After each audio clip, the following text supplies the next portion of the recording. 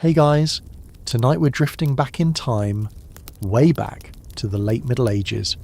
Go ahead and dim the lights, pull the blanket a little closer, and let your phone screen fade into a soft glow. This is going to be a slow glide through the boudoirs of Europe's elite, where candles sputtered, perfume steeped in animal fat, and beauty sleep wasn't just a metaphor.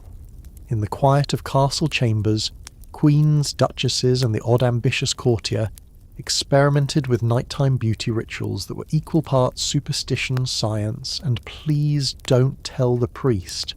We're not rushing anywhere. This is a long, drowsy stroll. Imagine we're padding down cold stone corridors, past heavy oak doors and into rooms where someone's lady-in-waiting is carefully stirring a pot of something that smells vaguely like beeswax and tragedy. These were the night routines of people who never washed their hands because running water was suspicious, yet who thought nothing of applying mercury to their faces because it gave a nice glow. Cozy, right? Let's start with the setting. Medieval Europe from about the 12th to 15th century was not a uniform spa day. Hygiene standards shifted by region, religion, and rank. Public bathhouses existed in cities, but noble households preferred private stewing tubs dragged into their rooms. Scent was more than fragrance. It was a moral statement. A whiff of rosemary water signalled virtue. The smell of plain human skin apparently meant you were poor or lazy. And the nighttime chamber was the laboratory, where all this moral chemistry happened. A typical noblewoman's bedchamber around 1400. Four-poster bed with heavy curtains, partly to keep drafts out, partly to keep servants from seeing you with your hair unbraided like a commoner. There's a chest of linens, a stool with a small mirror of polished metal or early glass, and a low table holding jars of ointments. Everything is lit by tallow candles that smell faintly of beef fat. Not exactly Joe Malone, hair first. Medieval beauty standards worshipped long, pale, gleaming hair, ideally blonde, or at least lightened by sun or concoction. At night, women brushed their hair not for romance, but for lice control and shine. Combs were often carved from boxwood or ivory, with very fine teeth. After brushing, hair was braided loosely to prevent tangling. For extra lightness, some noblewomen applied a rinse of saffron or even diluted lye. Imagine lying down on your embroidered pillowcase with a head full of mild caustic solution, and trusting it'll all work out by morning. Skin was another obsession. Fair skin meant high status. You didn't work in fields. But it also meant an endless battle against freckles, sunspots, and whatever smallpox scars you'd survived. Nighttime ointments promised to clarify the complexion. A popular base was goose grease or almond oil. To that they'd add ground lily root, white lead or mercury sublimate. Yes, that mercury. The one that later gave hatters their reputation. Applied gently before bed, it created a pale smoothness by literally poisoning the top layer of skin. Some chroniclers note that certain ladies glowed like the moon, which is one way to describe chemical burns. Let's float over to Italy for a moment.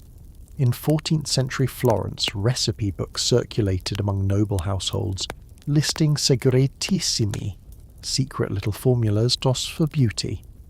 One night cream included milk of a new carved donkey, fresh honey and powdered pearl. You were supposed to smear it over your face and sleep without turning so it could set. Another recommended bathe your face in dew gathered before sunrise on the feast of St. John, because nothing says radiant skin like a bit of liturgical moisture. Meanwhile in France, Catherine de' Medici's court, a little later, but she brings the full drama, encouraged perfumed gloves and face waters steeped in orris root, rose and musk. Nighttime was the chance to douse yourself in these heavy scents, let them work while you slept, and wake up smelling expensive, or at least smelling like a 15th century apothecary. Sarcastic aside, modern influencers call it slugging. Catherine's ladies were doing it with whale oil and ground gemstones. Hair removal also crept into the night routine. Thin, high foreheads were fashionable, So noble women plucked or even singed their hairlines before bed. Some rubbed on a paste of vinegar and cat dung, yes, to discourage regrowth. Others used arsenic and quicklime depilatories. Beauty, but make it medieval OSHA violation. Let's pause at the servants. Every highborn lady had at least one chamberer or ladies' woman who mixed and applied these treatments. These women often slept on a pallet in the same room, meaning the Queen's Night beauty ritual was effectively a team sport. If a recipe called for rare herbs, the servant might be out at dawn collecting dew or bribing an apothecary. There's a faint whiff of early influencer culture here. The mistress posts the glow, the staff do the work. Sleep itself was part of the ritual. People believed in first sleep and second sleep in a segmented night. After the first sleep around midnight, you'd wake briefly to pray, snack, or yes, reapply some ointment, then back to bed for second sleep.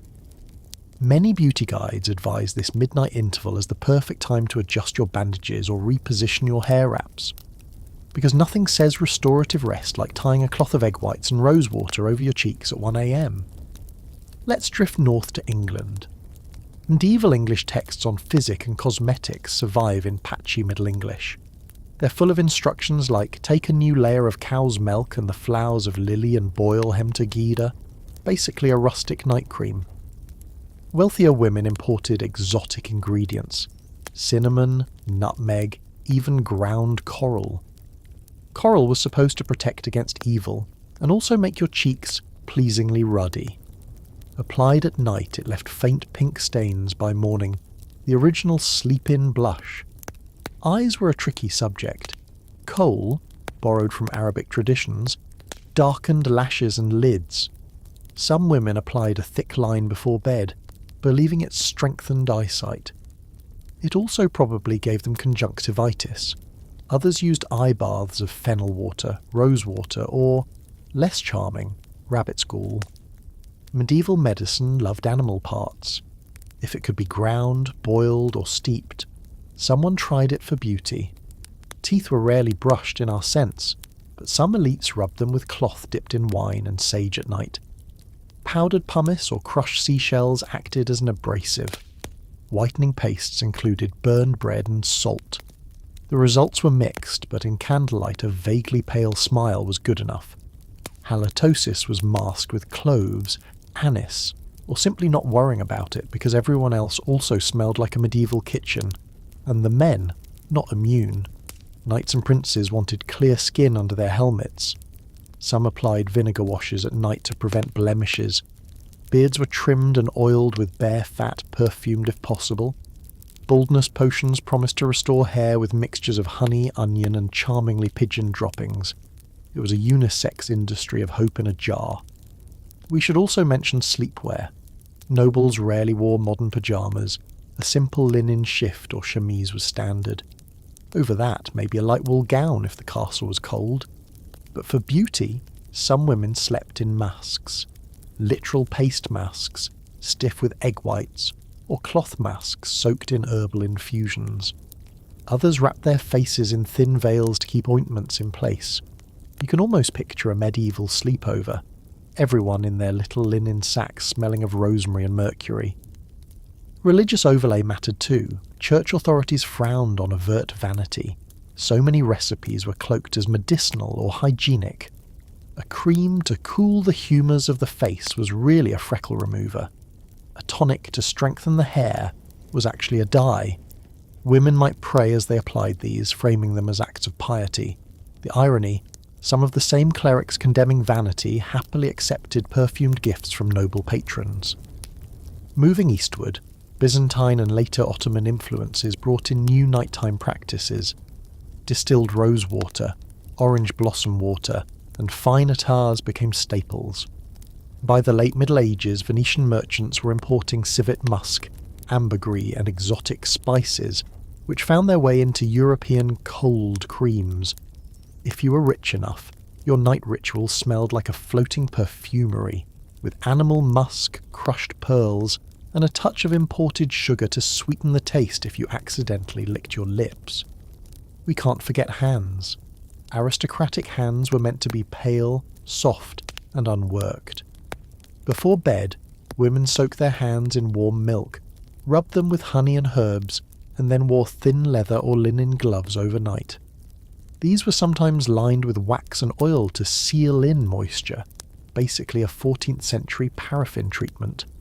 Perfumed gloves also doubled as insect repellents. Again, slugging, but make it feudal. Feet received less attention but still some care. Bathing the feet in wine or vinegar before bed was thought to draw out humours and help sleep. Soft boots or socks of fine wool were worn to keep them warm. Callus removal. A paste of bread and cow's milk left overnight under a bandage. Pedicure, but you're also fighting off the plague. Let's also glide over to cosmetics meant for the morning but prepared at night. Rouge was made from cochineal, imported from the east, or crushed dried flowers mixed with fat. Setting it overnight let the colours deepen. Eyebrow darkeners of soot and gum arabic had to be rested before application. In effect, your nightstand was a miniature apothecary of little pots and mortars, all simmering or steeping while you slept. Astrology crept into timing. Some beauty guides advised cutting hair or nails only when the moon was waxing, or applying certain creams only on Fridays dedicated to Venus. Night rituals aligned with celestial schedules. Do not anoint thy face under the waning moon, lest thy beauty wane likewise. Imagine synchronizing your skincare with a medieval moon chart stuck to your canopy bed. And then there's the ever-present risk of poisoning. Lead and mercury accumulate. Arsenic depilatories burn. Yet these were luxuries. Peasant women had simpler routines. Wash with whatever water's available. Maybe rub in a bit of animal fat to soften skin. Braid hair tight against lice. The contrast between the elaborate courtly regimen and the simple village wash underscores how much beauty was an aristocratic performance. One last note for this segment. Scent as a form of health. Many nighttime pillows were stuffed with herbs like lavender, thyme, or rue. Supposedly to ward off disease, but also to create a pleasant aroma. Perfumed sachets hung by the bed. The whole room might be fumigated with burning rosemary or juniper. Medieval aromatherapy was partly superstition, partly proto-spa. You'd drift to sleep, breathing a cocktail of herbal smoke and tallow candles, which, if nothing else, probably mask the smell of the chamber pot. So as you picture these royal and noble figures drifting off to sleep, hair braided, face smeared in questionable creams, gloves perfumed, and a servant dozing nearby, it's a tableau of aspiration and anxiety. Everyone chasing youth, purity and status through night rituals that would horrify a modern dermatologist. Yet in their flickering candlelight it must have felt like control, a small, private alchemy against time and disease. Take a breath. We're only at the beginning of this long, drowsy wander. In the next part we'll slide deeper into specific figures, queens, mistresses, and infamous beauty experimenters, and their nighttime habits, from Isabella of France to Elizabeth of Valois. More pearl powder, more strange masks, and more quietly desperate attempts at eternal youth. We left off with a general sense of medieval nighttime beauty life.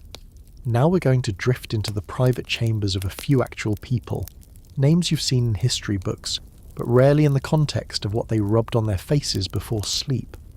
Keep your blanket close. This is still gentle, drowsy history, not a dramatic exposé. Let's float first to 14th century France, where Isabella of France, later called the She-Wolf of France, because medieval chroniclers couldn't resist a dramatic nickname, spent her early years in England as queen consort to Edward II. Isabella grew up at the French court, which meant she absorbed Parisian ideas of noble grooming. Her trousseau lists mention waters of rose and lily and powders of pearl and bone among the items shipped with her across the Channel. Contemporary accounts remark on her clear and radiant visage, which translated means she was very good at avoiding freckles in a climate that produced them by the dozen. At night, Isabella's ladies combed her hair with fine ivory combs dipped in warmed olive oil scented with rosemary. They braided it loosely so it would fall in waves under her headdress the next day. For skin, she reportedly used an unguent of almond oil, beeswax, and ground white lead, common enough at the time. Chroniclers mention her fondness for cold waters to wash the face at dawn and soft balms at night. In other words, a 14th century double cleanse with a toxic night cream to finish. Meanwhile, her husband Edward II preferred athletic pursuits, and sometimes slept in stables with his favourite horses, which may explain why their marriage was less than harmonious. Picture Isabella going to bed smelling of rosewater, while Edward rolls in reek of hay and sweat.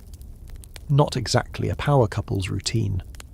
Let's drift south to Isabella's homeland again, France, and a century later. Here we meet Agnes Sorel, the famous mistress of Charles VII. Agnes was known for her ethereal pale skin and for making low-cut gowns fashionable at court.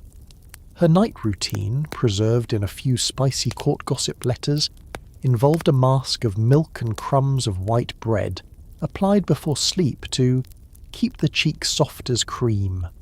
She also reportedly rinsed her hair with a mixture of rainwater and the ashes of vine shoots, a gentle bleaching agent. All of this happened while attendants tucked her into a bed draped with silk sheets and perfumed cushions. Agnes died young. Mercury poisoning from her cosmetics is often suggested. That's the irony of these rituals. The glow was real, but so was the slow damage. In candlelight she looked like a vision. Inside, her organs were probably staging a revolt. We can now float over to Italy, where the Medici women refined the art of nighttime beauty. Catherine de' Medici in the 16th century is later than our strict medieval window, but she embodies the continuation of these practices. Her household recipes included perfumed gloves lined with wax and oil to soften hands overnight. She also favoured pomanders, little scented balls hung near the bed, stuffed with ambergris, musk and cloves. Her ladies would prepare her bed with sheets sprinkled with rosewater, a nightly luxury meant to cool the humours. Catherine was also a great believer in astrological timing. She scheduled haircutting and nail trimming by the stars, and likely applied some of her potions according to planetary hours. The ultimate cosmic skincare routine. Now let's go back to England and meet Elizabeth of York, mother of Henry VIII, at the very end of the 15th century. Her privy purse accounts include purchases of white ointment for the face and water of camphor and roses. She also bought a comb of box for the Queen's grace, suggesting nightly hair maintenance. A gentle picture, the future Tudor matriarch sitting while her ladies smooth her hair, apply a cooling balm and perhaps slip linen gloves onto her hands before drawing the bed curtains. And then there's Margaret of Austria, who as regent of the Netherlands in the early 16th century inherited a trove of secrets for beauty. Her recipe book still survives, listing instructions like, to make the face fair, take white lilies and soak them in goat's milk for 3 days, strain, and anoint the face before sleeping. She also recommended sleeping with a small cloth soaked in rosewater over the eyes to reduce puffiness. Yes, the medieval eye mask. It's not new, they just used actual cloth and actual roses. If we float further east, we meet Anne of Bohemia, wife of Richard II of England, who brought with her to England a taste for Bohemian herbal remedies. Chronicles note she smelled sweet and kept a pale visage, which likely meant she used a lot of herbal washes. In her dowry lists appear waters of sage and fennel for the hair and eyes. Before bed, she was said to wear thin gloves infused with beeswax and lavender, a practice she spread among English noblewomen. The women of Burgundy also excelled at scented sleep. Mary of Burgundy, heiress and duchess, was described as delicate as a lily. Her attendants prepared nightly foot baths in wine to strengthen the flesh, and wrapped her hands in cloth soaked with honey and chamomile. A soft, sticky affair, but supposedly effective. She died tragically young in a riding accident, but her beauty recipes continued circulating in the region for decades. Let's pause and notice a pattern. These elite women all shared a few nighttime habits. braiding or wrapping hair, often with some oily or herbal preparation, applying a cream or mask heavy with animal fat, plant extracts and a dash of poison, perfuming bedsheets or pillows with herbs or rosewater, wearing gloves or cloth masks overnight to seal in treatment. It's basically a medieval template for the modern night routine video. You can almost hear a court lady whispering, "Hey guys, tonight I'm trying a new goat milk lily mask. It's supposed to make me look like the Virgin Mary by Easter." Men at court also joined in. Charles the Bold of Burgundy reportedly bathed in wine and water with herbs before bed to invigorate his skin. Henry III of France, later the medieval but still relevant, slept with little sachets of dried flowers sewn into his nightclothes. Knights on campaign carried small boxes of scented ointments, not because they were vain, but because they believed these protected against disease and helped healing of skin under armour. Still, there's a hint of vanity in the mirror polishing before dawn. We should also drift into the less glamorous but telling world of servants' testimony. Household manuals from the 14th and 15th centuries instruct chamberers on how to make ready the mistress for bed, comb the hair, wash the face and hands with warm water scented with herbs, dry gently, apply unguents where instructed, lay out a clean shift, draw the bed curtains, place a warming pan under the sheets if it's winter, and leave a small nightlight burning. In some cases, servants were told to sleep nearby in case the mistress woke for second sleep and wanted another rinse or drink. It's a highly choreographed ritual. Think of a spa staff compressed into one overworked maid. And then there were the books of secrets, handwritten recipe collections passed between noblewomen. They mixed religious advice with recipes for everything from curing headaches to making hair yellow as gold. A favourite nighttime tip: take the juice of lemons and rub it on thy face at night, and in the morning wash with warm milk.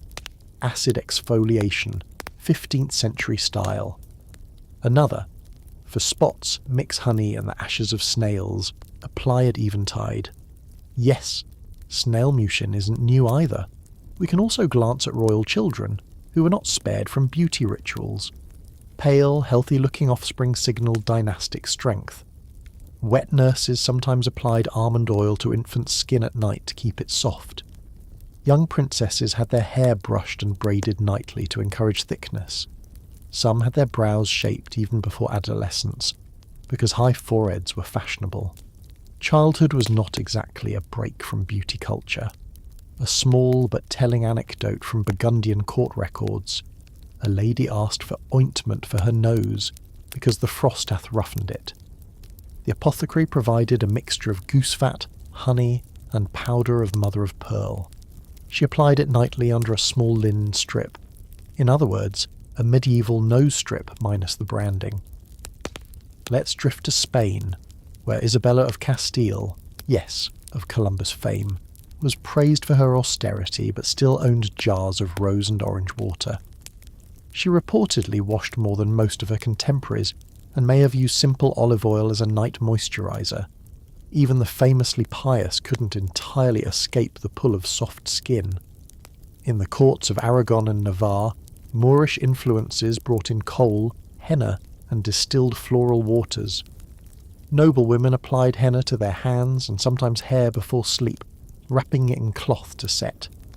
They also used sugar paste for depilation, left overnight in some cases. The blending of Christian and Islamic cosmetic traditions created a richer palette of night rituals in Iberia than elsewhere in Europe. Even further east in Hungarian and Polish courts, recipes appear for water of frogs, yes, and oil of poppy to smooth the face. Nightly herbal pillows were common, stuffed with calming plants. The idea was that beauty began with good sleep, so anything that induced drowsiness was also a beauty aid. A kind of medieval melatonin, if you will. Another ironic contrast.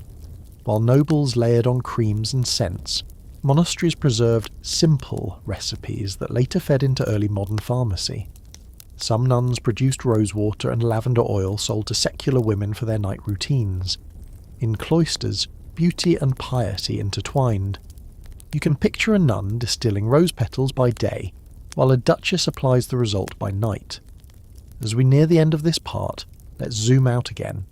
All these queens, duchesses and mistresses spent their nights in a mix of luxury and low-key hazard.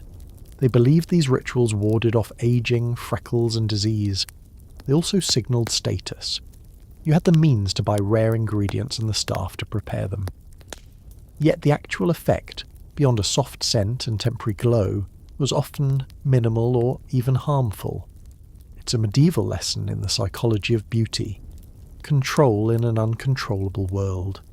Take another slow breath. You're imagining high stone walls, flickering candlelight, the faint rustle of linen, and someone quietly dabbing on goat milk lotion while a maid yawns in the corner. It's absurd and oddly tender. In the next part we'll drift into even stranger corners. Alchemical beauty recipes, nighttime astrology, and a few legendary sleeping potions meant to ensure both rest and radiance. More crushed gems, more odd herbs, and more of that gently desperate search for eternal youth. We've wandered through the perfumed bedchambers of queens and duchesses. Now let's drift a little deeper into the side rooms of medieval courts where beauty started to blend with science, or at least what passed for science at the time. If part 1 was about basic routines and part 2 about real people, part 3 is about the slightly stranger underbelly, alchemical creams, astrological schedules, and potions you were meant to sip or sniff before bed. Imagine a dim room off a castle corridor. The bedchamber smells of rosewater. Next door, in a tiny still room, an attendant is boiling herbs and minerals over a charcoal brazier.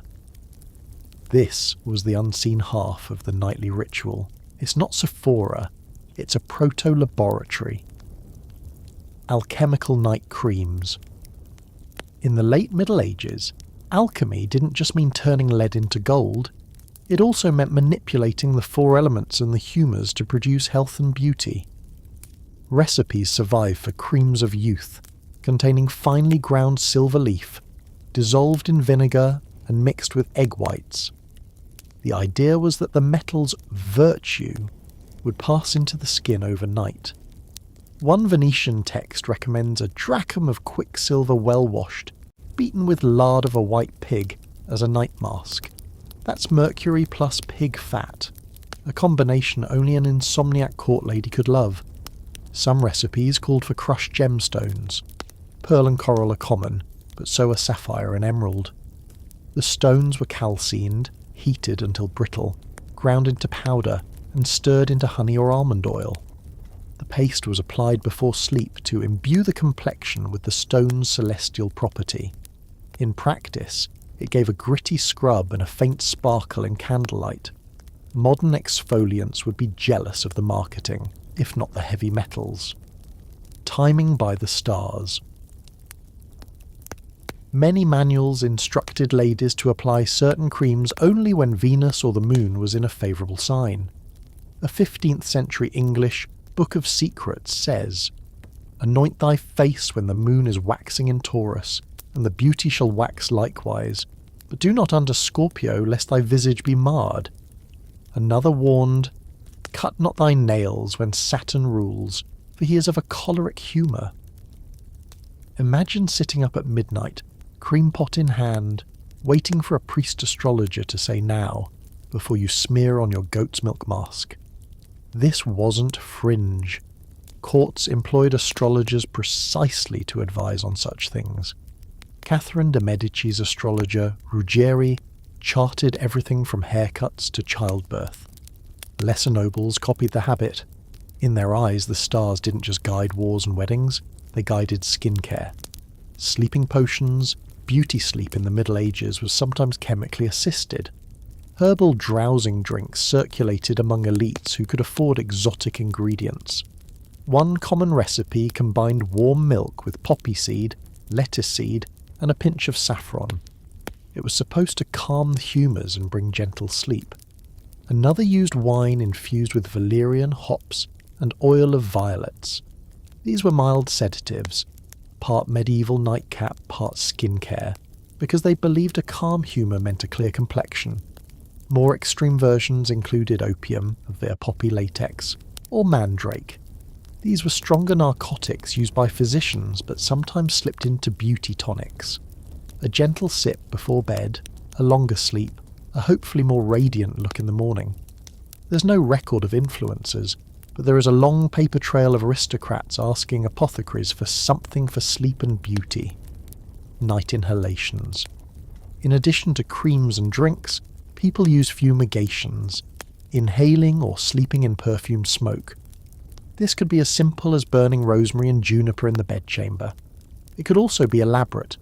A small brazier placed under a perforated pot of herbs so the scent rose through holes under the bed. Manuals promised that sleeping in such vapours would whiten the skin, clear the head, and soften the flesh. Today we'd call it aromatherapy. Then it was borderline medicine. One German text suggests that a maiden should sleep with a cloth dipped in rose vinegar upon her face, and a smoke of frankincense under the bed to guard her from spots and spirits. The spirits were demons. The spots were freckles. Multitasking medieval style. Hair alchemy. Hair also got its share of night experiments. Venetian women famously lightened their hair with a mixture of alum, sulphur and lemon juice, then sat under the sun wearing broad-brimmed hats with the crown cut out. At night, they conditioned it with olive oil and perfumed powders. In Central Europe, some ladies applied a mixture of honey and crushed figs to strengthen hair while they slept. Others rubbed in bear fat mixed with nettle juice to prevent baldness. Whether any of this worked is debatable, but the nightly ritual itself created a sense of agency. Magical charms. Some night beauty practices had nothing to do with ointment at all. They were charms, whispered prayers or little amulets kept under the pillow. A 14th century charm from France reads, "To be loved and fair, write the name of Venus upon a slip of parchment and place it under thy head at night." Another, "Carry a dried rose from the feast of St. John in thy bosom as thou sleepest, and thou shalt keep thy bloom." These were low risk compared to mercury masks, and probably more effective in making someone feel secure. The still room behind the bedchamber was often a still room, where herbs were distilled into waters and oils. This was women's territory. Noble women supervised their servants here, learning to run small stills and to mix ointments. It was both domestic management and a kind of hands-on chemistry. At night, the products of this room moved into the bedchamber. Rosewater splashed on sheets, lavender sachets hung from bedposts, creams applied under flickering candles. One surviving still-room book from an English manor lists night water made of borage flowers, cowslip, and syrup of violets, to be applied to the face at evening for the tempering of heat and to refresh the skin. Another lists a sleeping powder of poppy, violet, and henbane to be placed in a small bag near the pillow. These formulas blur the line between beauty and health. Men dabbling. We've spoken mostly of women, but men also dabbled in this alchemical beauty. Alchemical treatises addressed princes and noble lords who wanted to keep their youth. A 15th century German text advises a duke to "wash thy face at night with water of plantain and vinegar of roses, and thou shalt keep thy visage fresh." Another suggests rubbing the body with warmed oil of almonds and myrrh before bed to fortify the limbs. Even the warriors wanted to wake up supple. Sleep environment as a treatment. The bed itself was part of the ritual. High-status beds could be moved to catch or avoid drafts. Hangings weren't just for privacy. They trapped warmth and scent. Pillows were stuffed with specific herbs, lavender, chamomile, sweet flag, chosen for their humoral qualities. Some nobles slept on health cushions filled with dried rose petals and cloves. You can imagine the quiet rustle and faint perfume as someone turned over in the night. Even light mattered. People believed bright moonlight could harm the skin. Curtains were drawn not just for warmth, but to block lunar rays. Some texts warn, "Let not the moon shine upon thy face as thou sleepest." for she draweth out the humours and maketh pale. So you smear on mercury cream and then hide from the moon. Perfect logic. Gentle, humoral theory.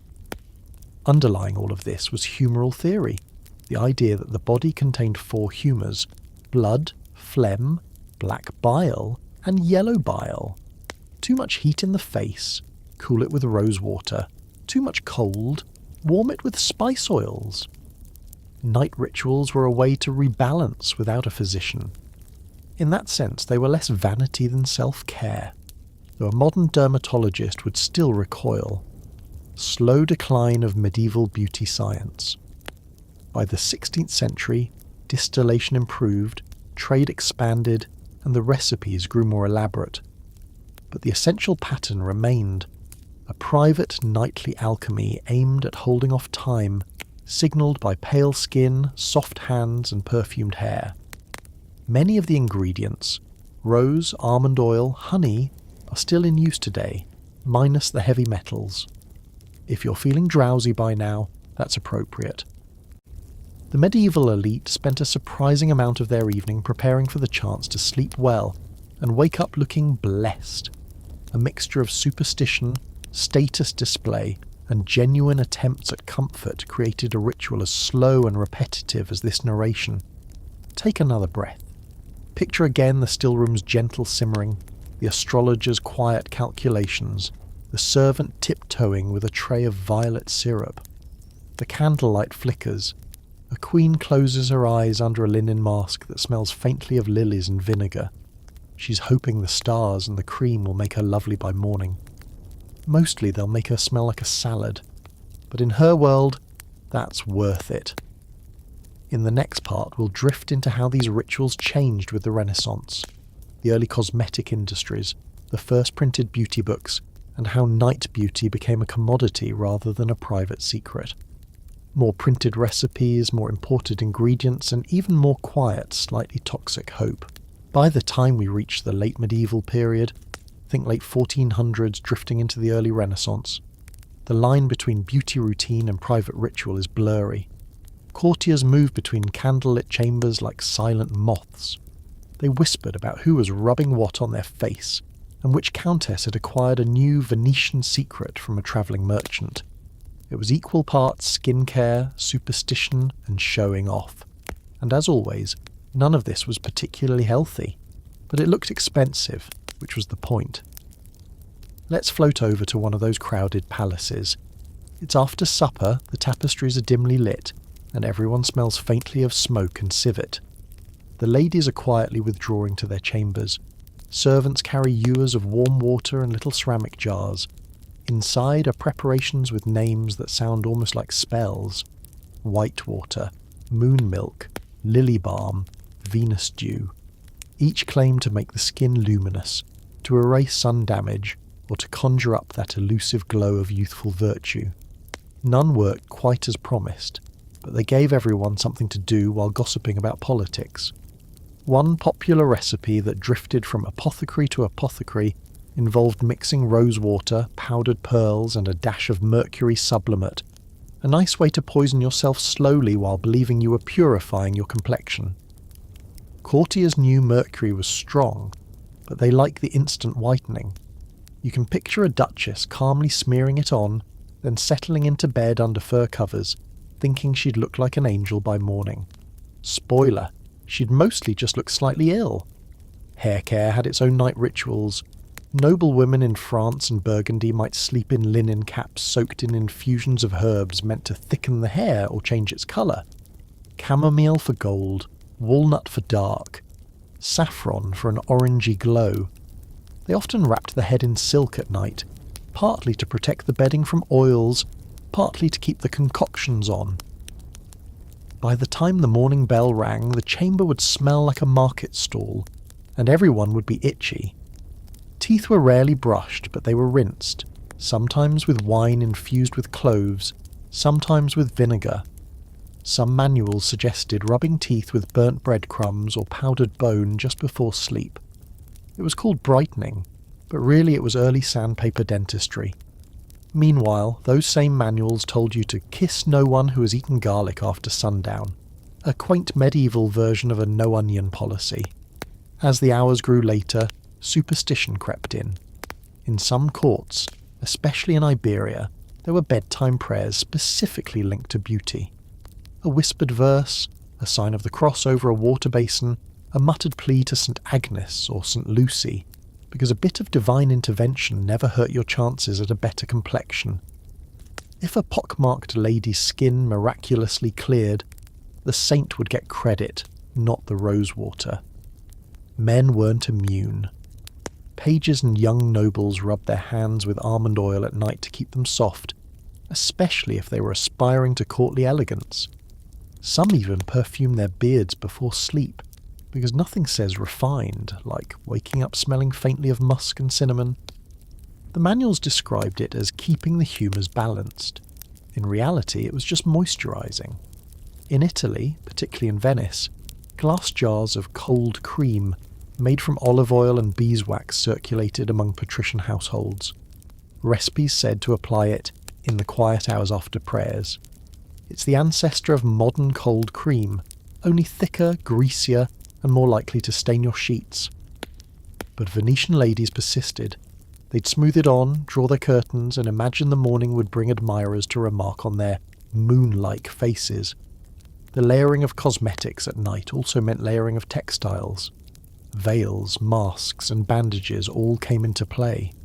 Beauty masks of the period were literally masks, stiffened cloth cut to shape, soaked in mixtures of herbs or lead-based pastes, then tied on. Worn to bed, they kept the ointments pressed against the skin. Think of them as the medieval version of sheet masks, but a lot less Instagrammable. We can drift further east for a moment. At the Byzantine court, night routines still carried echoes of antiquity. Empresses were said to bathe in donkey milk, a cliché but one with some basis, and then recline while eunuchs fanned away the damp. They used unguents imported from Syria, with myrrh, storax and strange resins meant to seal in youth. Court poets even wrote sleepy couplets comparing their ladies' evening unctions to Holy Chrism. The tone was reverent, but the effect was sticky. And then there were the small, quiet gestures, sleeping on your back to avoid wrinkles from pressing your cheek, tying a soft band around the chin to keep it shapely, or placing slices of raw veal on the face to refresh it overnight. Yes, that was a thing. It was all meant to manage time's slow erosion, a nighttime battle against aging that would look very familiar to modern viewers, even if the ingredients make us wince. This entire world of night beauty rituals functioned as a sort of courtly theatre. The ingredients were exotic. The timing was ritualised. You didn't just slap on a cream and flop into bed. You lit a candle, recited a line of prayer, applied your ointment in a precise order, and then retired behind heavy curtains. The next morning, whether or not you looked different, you would at least feel you had performed your station. As we keep drifting through this history, we can see the pattern. Medieval nighttime beauty was about appearances, but also about order, hierarchy, and a little bit of magic. It was a way to pass the long hours after sunset in a world without electric light. It was a whispered hope that sleep plus ointment equaled transformation. We'll keep floating into more of these rituals in the next section, touching on the weirdest, most elaborate recipes, and how some of them quietly morphed into the beginnings of early modern cosmetics. By the time the 15th century slipped into the 16th, nighttime beauty rituals in Europe had turned into a full-on alchemical hobby. Every respectable lady had a cousin who knew a recipe, or an uncle who brought back something from the Orient that would supposedly erase freckles, smooth skin, or conjure youth. The line between cosmetic and medicine was basically non-existent. People were smearing on whatever they thought might help, and going to bed convinced they were participating in an ancient secret. In reality, it was a medieval version of trying the latest trending serum because a friend swore by it. The more exotic an ingredient sounded, the more likely it was to be used at night. By day, you could hide behind a veil and powder. At night, you could risk the stronger stuff. Manuscripts from Italy and Spain are full of recipes marked to be used after evening prayer, or Apply before the night candle burns out. Some were relatively harmless. Rose oil, violet water, almond paste. Others were straight up hazardous. Arsenic powders, quicksilver, ground lead. One Venetian miracle cream mixed crushed pearls, borax and mercury. It was to be smoothed on the face before sleep, then washed off with warm milk at dawn. The instructions promised that by morning the lady will shine like the moon. They weren't wrong. A faint silvery pallor was a side effect of mercury exposure. In a world where paleness equalled virtue, a sickly glow was a weird kind of compliment. There were also the nighttime peels. Courtiers rubbed their skin with sour wine or lemon-soaked cloths to abrade sunspots. In France, some added powdered eggshell to make a paste. The manuals recommended applying it while reciting a psalm for purity. In reality, you were just exfoliating with calcium carbonate and acid, a very early, very DIY chemical peel. Hair and eyebrows had their own night tonics. In Burgundy, a paste of pigeon droppings mixed with vinegar was supposed to lighten hair when applied overnight. The same paste, with a dash of alum, was said to thin eyebrows if you thought they were too heavy. This was the age before tweezers were common at court, so creams did the plucking for you. You can imagine a lady lying stiffly in bed, head wrapped in cloth, hoping she wouldn't roll over onto the goosefeather pillow and leave a mark. Eyes too were treated.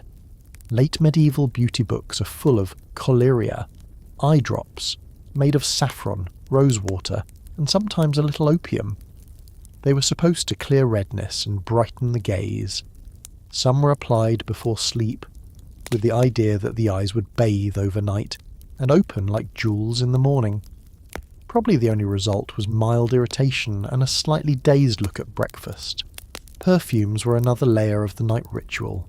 In Spain, court ladies rubbed their bodies with water of angels, a blend of orange, blossom and musk before putting on their night shifts. This wasn't just about smelling nice for bed, it was also about infusing the linens. In a time when laundry was infrequent, bedding carried a permanent perfume. Sleeping in scented sheets was a mark of refinement, or at least of having servants to launder them. Some of the miracle recipes sound like proto-face masks. In England, a concoction called angel's bread mixed white breadcrumbs with milk, honey, and a pinch of lead oxide. The paste was spread thickly over the face and left overnight to make the skin soft as a child's. The lead did nothing good for the body, but the honey and milk probably felt nice. It's a good example of how half the ingredients were genuinely soothing, and half were slow poisons. There were even internal night elixirs, drinks taken before bed to improve outward beauty. Warm wine with saffron was said to keep the blood light. Syrups of borage or violets promised to cool the humours and prevent eruptions on the skin. Aristocrats loved these little rituals, a goblet of something exotic at night, a hope for clear skin at dawn. They weren't far off from modern beauty supplements, just more herbal and sometimes mildly narcotic. As the 16th century progressed, printed books spread these recipes further. What had been a whispered secret in one duchess's chamber became a printed book of secrets you could buy in a city market. Suddenly, even wealthy merchants' wives were smearing on night creams once reserved for courts. The sense of exclusivity faded, but the mystique stayed.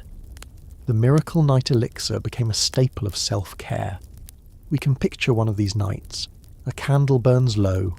A lady dips her fingers into a cool paste of violet water and egg white. She smooths it across her forehead, murmurs a short prayer, and lowers herself onto embroidered linen.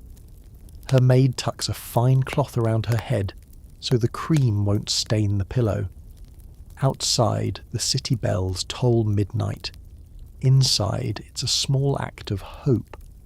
Maybe tomorrow she'll look a little younger, a little more admired, a little closer to the ideal sketched in illuminated manuscripts. Of course, nothing was standardized. One court's miracle was another court's joke. Recipes drifted, got corrupted, and turned into folklore.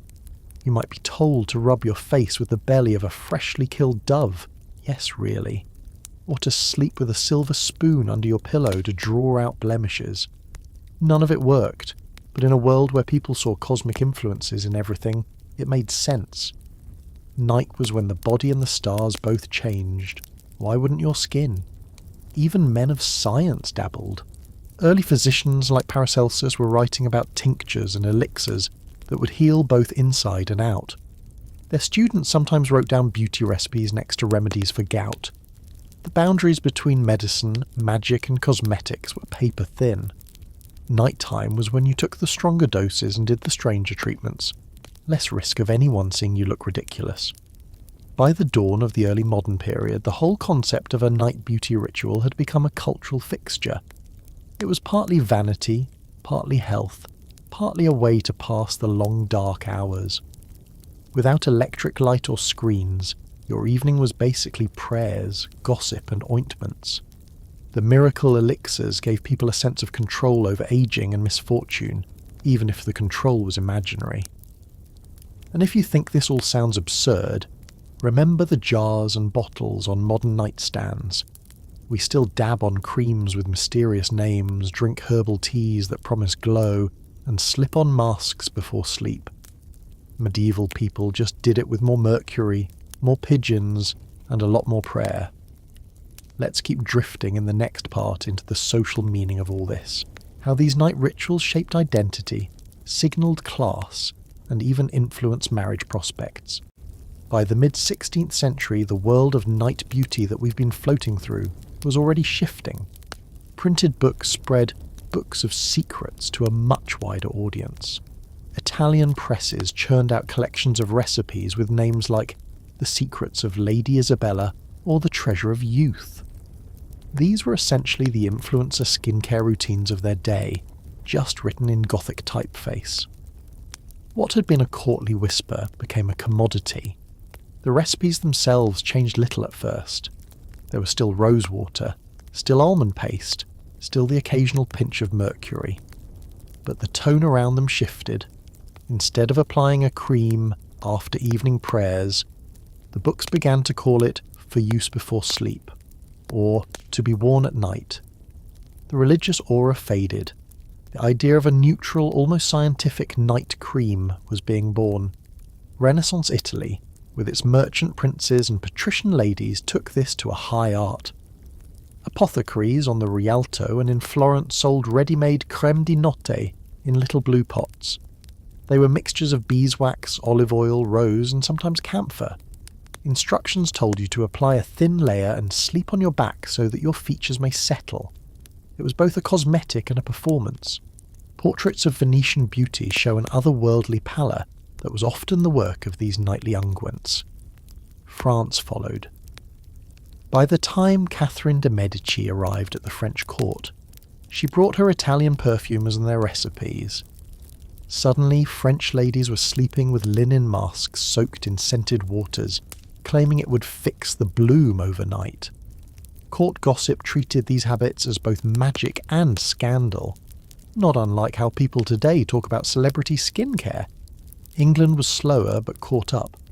Elizabethan books of secrets recommended night waters of honey, egg white and ground alabaster. Gentlewomen kept them by their bedside in pewter jars. Some even warmed the jars over coals before application, a comforting little ritual in draughty manor houses. The Queen herself was said to use Venetian ceruse, a lead-based white paint, as both a daytime makeup and a nighttime mask to maintain the effect. It looked angelic under candlelight, but it was literally poisoning her. By the 17th century, you can see the full transition. Recipes start to drop the prayers entirely. Instructions sound almost modern. Cleanse the face of dust, anoint with the cream, and rest. The creams are described as cooling or nourishing. Some even claim to restore moisture lost in the day. They are sold in branded boxes. They are, in short, the direct ancestors of the jar on a 21st century nightstand. The social meaning persists, though. Having a night cream in 1650 still means you're wealthy enough to have candles, warm water, and privacy. It still signals leisure. Only now you can buy the cream instead of mixing it. Servants still gossip about which lady uses which formula. Husbands still grumble about the smell, and travellers still write letters home about the strange concoctions used in foreign courts. We can drift for a moment through one of these later bedrooms. A Parisian salon hostess in 1680 finishes her last guests, steps into her cabinet de toilette, and lets her maid unlace her gown.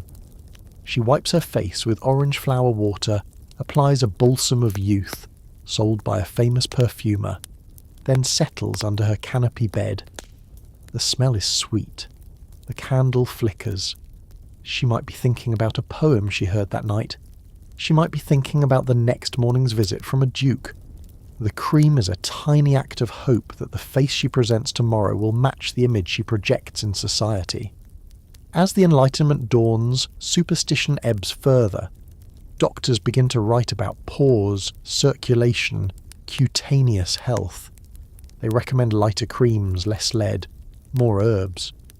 But the idea of the quiet evening ritual stays. People still believe that the hours of sleep are transformative. They still market products to work overnight. The medieval layering of ointment, prayer and mask has become the modern layering of serum, cream and night mask. Seen from this angle, the jars on our own bedside tables are part of a 1,000-year continuum. We may have swapped mercury for retinol, pigeons for peptides, and saintly intercession for dermatology. But the impulse is the same, to end the day with a small private gesture toward youth, beauty, or control. To shut the door, dim the light, and do something that feels like self-care. And if we zoom back to those medieval rooms, it's easier to see them not as bizarre but as familiar. The Duchess with her pearl paste is not so different from someone with a $300 cream today. The maid rubbing almond oil into her hands is not so different from a modern influencer with a hand mask. The whisper of a prayer is not so different from a mantra or affirmation. Night is when people allow themselves to hope they'll wake up better.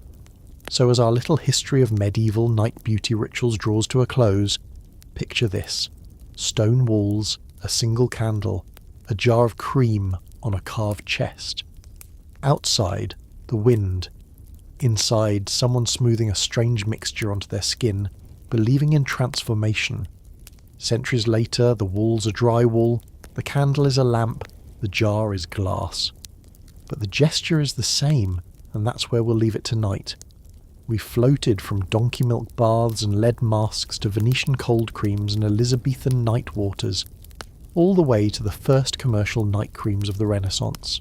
It's been less about potions and more about people, their status, their fears, their hopes, and the quiet rituals they performed in the dark. So if you're listening to this at bedtime, you can let your own eyes drift closed now. The medieval ladies are long gone, the jars are empty, the night is still, and tomorrow, as always, the world will look a little different in the morning light.